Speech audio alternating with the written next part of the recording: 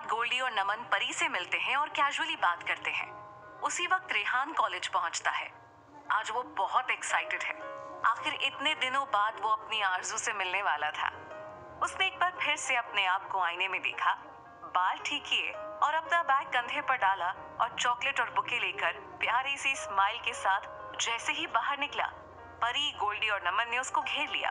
क्या बात है रेहान बाबू, बड़े चमक रहे हो। ओहो, फूल, चॉकलेट और ये स्माइल, आखिर इरादा क्या है? कहीं किसी को प्रपोज तो नहीं करने जा रहे? क्या यार, तुम लोगों को और कुछ नहीं सोचता? और तुम लोग जैसा सोच रहे हो वैसा कुछ नहीं है। ये बस यूं ही। रेहान अचानक उन सबको वहां देखकर थोड़ा उदास हो गया। उसे तो इस वक्त आरजू के अलावा कुछ समझ ही नहीं आ रहा था। अच्छा जी, तो ये सब बस यूं ही है। तो ठीक है, इसे मैं ही ले लेती हूँ। कहते हुए गोल्डी ने वो बुके ले लिया और जाने लगी। अरे क्या कर रही हो, वापस करो। रेहान जैसे ही उसके पीछे जाने को हुआ, नमन ने उसे पकड़ लिया। ऐसे कैसे? रेहान बाबू, अगर फूल वापस चाहिए तो तुम्हें हमें सच बताना होगा। अच्छा ठीक है, वो थोड़े समय से मेरा और आरजू का बहुत झगड़ा हो रहा था यार, तो बस उसी के लिए ये सब। दूसरी तरफ डॉक्टर आरजू को चेक करते हैं और एक इंजेक्शन देते हैं, जिससे थोड़ी देर में उसे होश आ जाता है। अब कैसे हो बेटा? जी जी मैं ठीक हूँ, बस थोड़ी कमजोरी लग रही है और सर में थोड़ा दर्द है। कोई बात नहीं, बस आराम करो और किसी भी चीज से डरने की कोई जरूरत नहीं है। और हाँ, जल्दी से ठीक हो जाओ, फिर ढेर सारे गोलगप्पे और चाट खाने। डॉक्टर ने एक बार फिर आरजू को चेक करते हुए कहा तो वहां मौजूद सभी हंस पड़े। रूम से बाहर आकर आरव और मिस्टर मित्तल डॉक्टर से आरजू के बारे में पूछते हैं तो डॉक्टर कहते हैं, देखिए मिस्टर मित्तल, मैंने आपसे पहले भी कहा था कि आरजू के लिए किसी भी किस्म का स्ट्रेस खतरनाक है। लेकिन डॉक्टर, ये कैसे हो सकता है? हम उसका पूरा ख्याल रखते हैं। देखिए, आरजू एक बहुत ही सेंसिटिव लड़की है। बाहर से वो खुद को खुश और मजबूत दिखाने की कोशिश करती है, लेकिन मुझे लगता है कि कोई बात है जो आरजू को परेशान कर रही है। शायद कोई डर। देखिए, जितना हो सके उसका ख्याल रखिए और उसे स्ट्रेस से दूर रखिए। इतना कहकर डॉक्टर चले गए। मिस्टर मित्तल और आरव आरजू के कमरे में आते हैं। क्या हो गया मेरे बच्चे को? अपने पापा से गुस्सा है क्या? अरे नहीं पापा, आप ऐसा क्यों सोच रहे हैं? ऐसा कुछ नहीं है। तो फिर ये सब क्या है? सॉरी पापा, वो बस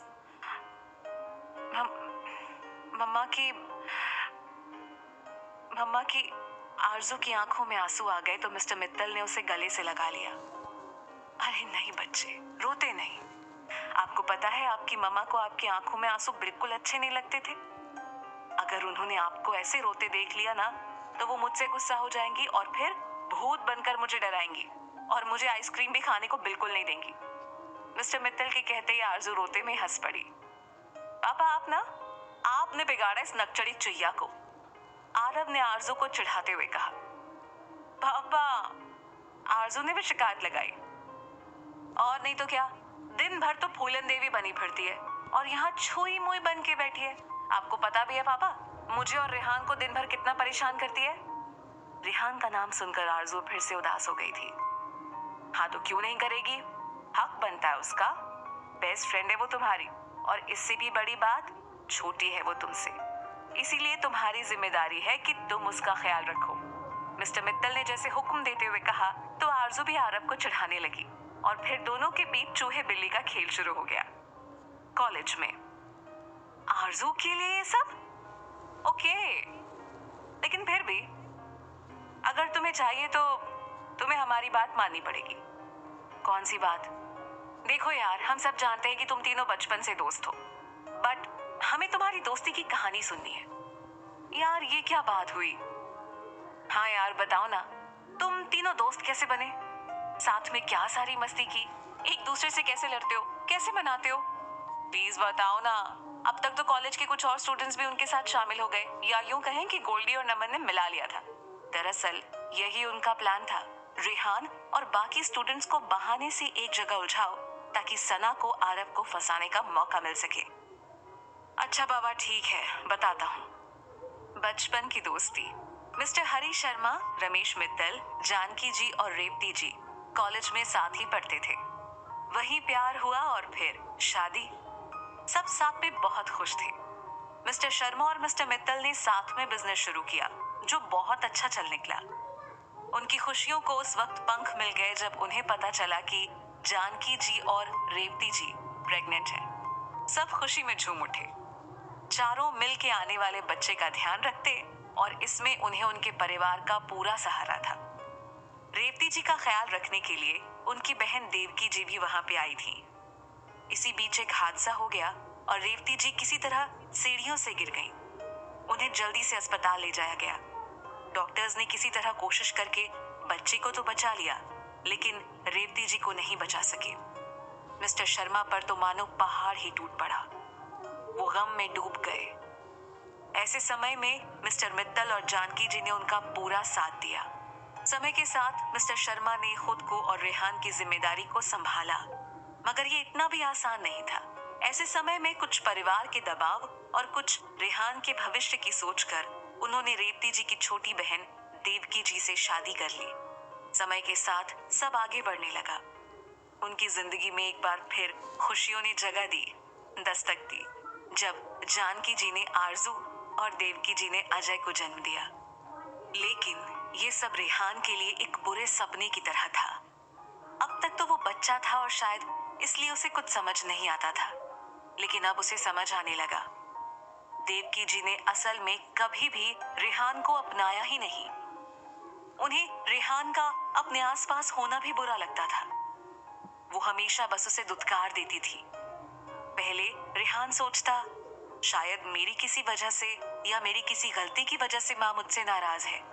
वो अपनी तरफ से पूरी कोशिश करता कि वो उन्हें नाराज ना करे, उनकी हर बात मानता। लेकिन अजय के आने के बाद देवकी जी को रेहान से ज्यादा ही दिक्कत होने लगी। वो उसे अजय से दूर ही रखती। कई बार तो बिना गलती के भी उस पे हाथ उठा देती। बेचारा मासूम रेहान कुछ समझ ही नहीं पाता। इन सब के बीच वो गुमसुम और चुपचाप रहने लगा। दूसरी तरफ आरव और आरजू हर वक्त लड़ते झगड़ते रहते। उनकी शरारतों से जानकी जी परेशान हो जाती। आसपास घर रहने की वजह से वो दोनों रेहान को भी खूब परेशान करते थे, लेकिन वो अजय को बिल्कुल परेशान नहीं करते। वो क्या है ना, अगर वो अजय को कुछ भी कहते तो वो तुरंत जोर जोर से रोना शुरू कर देता और फिर देवकी जी आकर उन दोनों की पिटाई कर देती। लेकिन रेहान को कितना भी कुछ भी कर लो, देवकी जी कुछ नहीं कहती और वो इस बात का पूरा फायदा उठाते। एक बार रेहान कहीं जा रहा था और इतने में कुछ लड़के आकर उसे परेशान करने लगे। वो तो वैसे भी चुप ही रहता था और आज तो फिर भी 4-5 लड़के थे और वो भी उससे बड़े। वो बुरी तरह डर गया और रोने लगा। तभी अचानक उन लड़कों पर किसी ने पत्थर फेंकना शुरू किया।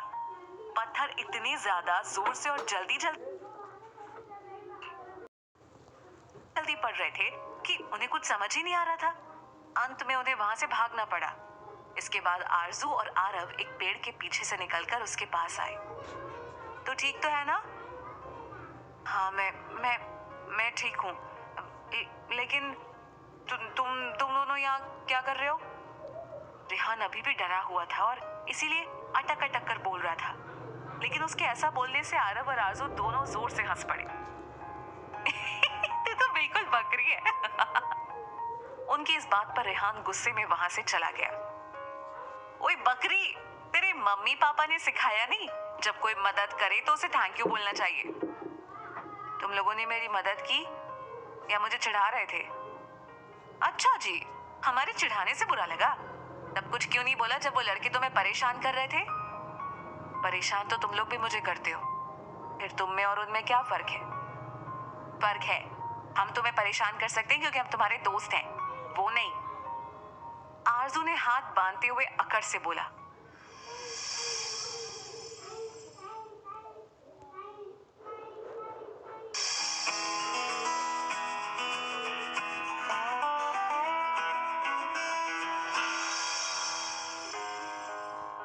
वैसे हम दोस्त कब बने? ओ हेलो, तुम्हारे पापा और हमारे पापा मम्मी तीनों बेस्ट फ्रेंड्स हैं। हमारे अलावा तुम किसी से बात नहीं करते।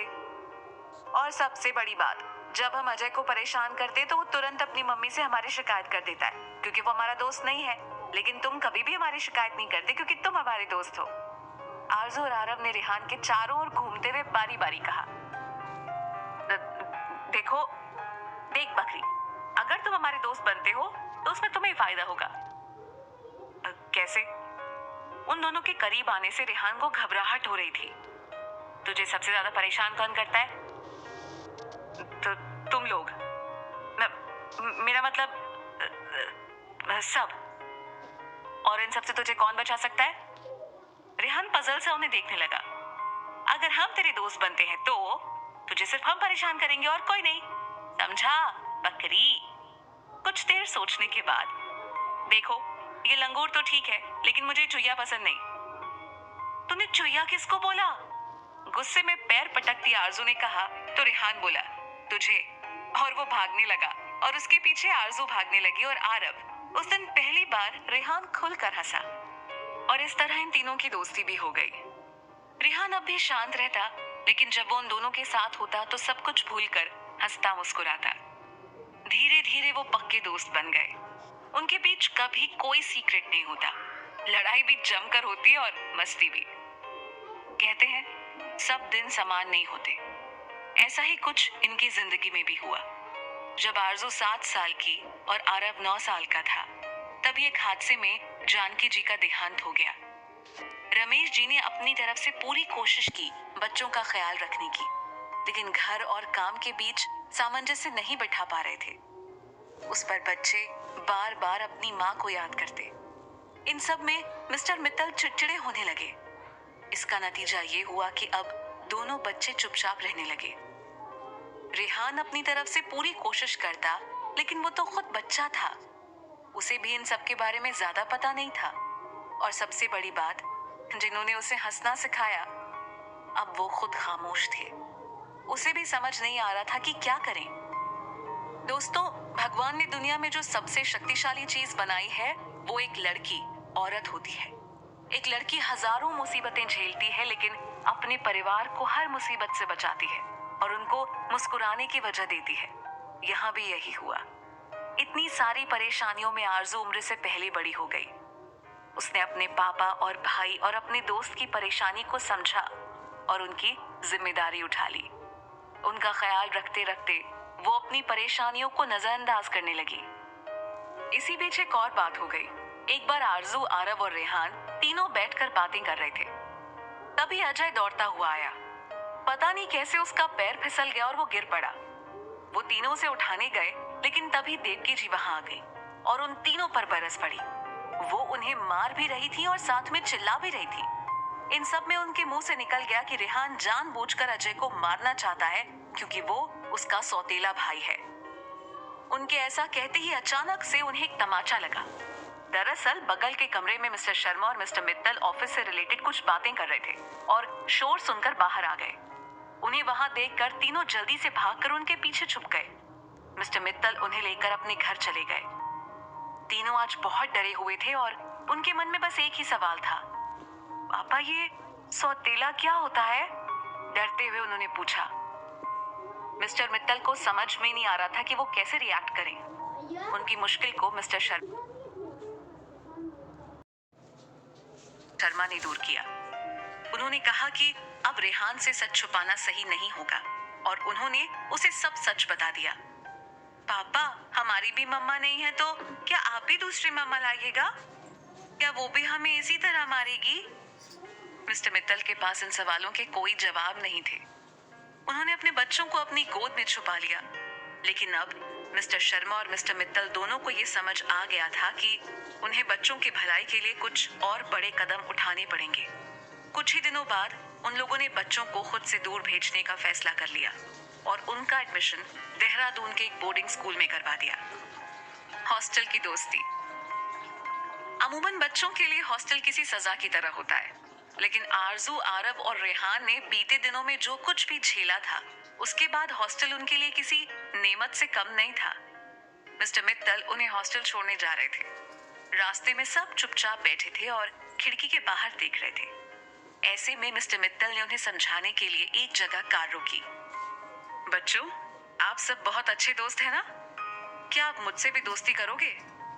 उन तीनों ने ऐसा कुछ भी बिल्कुल नहीं सोचा था। बच्चों, क्या आप एक ही खाना रोज खा सकते हो?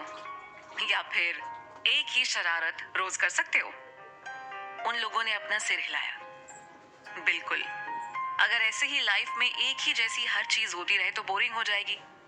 सुख दुख, अच्छा बुरा लगा रहता है। माना आज हमारी लाइफ थोड़ी मुश्किल है, लेकिन देख लेना, बहुत जल्द सब ठीक हो जाएगा। और जानते हो, आपके पास तो एक बहुत स्ट्रॉन्ग पावर है। बच्चे बिल्कुल नासमझ की तरह देखने लगे। आपको पता है आपकी पावर क्या है? नहीं पता? आपकी पावर है आप